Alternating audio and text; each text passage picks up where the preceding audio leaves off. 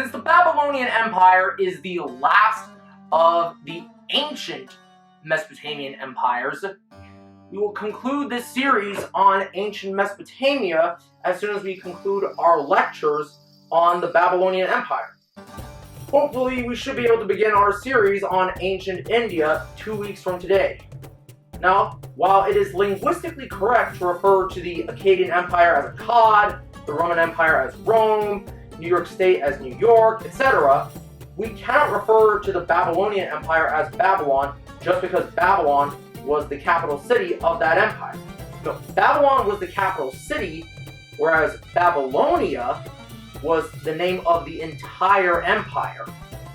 In this sense, the word Babylon is older than the word Babylonia, given that Babylonia was founded by the king of the city of Babylon. The king's name was Hammurabi.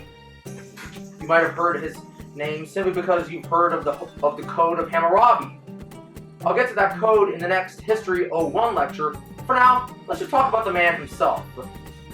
Since Babylon, just like Akkad City, was a city in the region of Akkad, Hammurabi was Akkadian and therefore spoke the Akkadian language.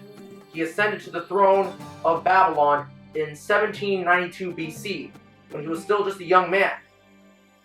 Initially, he just wanted to control the Euphrates River, but this led to conflicts with the Sumerian city of Larsa. In 1787, Hammurabi conquered Uruk, as well as another Sumerian city called Isi, and for over 2 decades, he bided his time, building up a coalition of cities in northern Mesopotamia. Finally, in 1763, he waged war against Larsa, and he conquered that city by carrying out this strategy. He ordered the construction of a dam in a river, and then he would either release the dam in order to unleash a flood on Larsa, or simply just keep the dam so that the people of Larsa would have nothing to drink.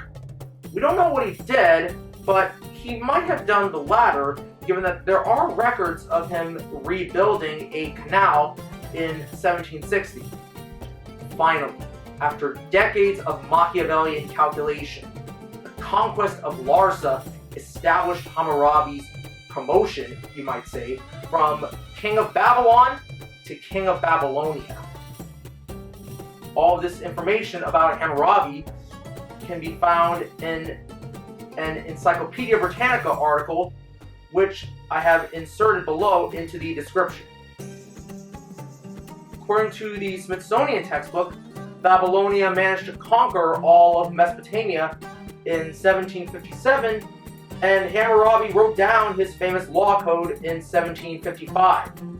We'll discuss the Code of Hammurabi in the next History 01 lecture, but for now, join me for my first Psychology 01 lecture on the mental experience of thought.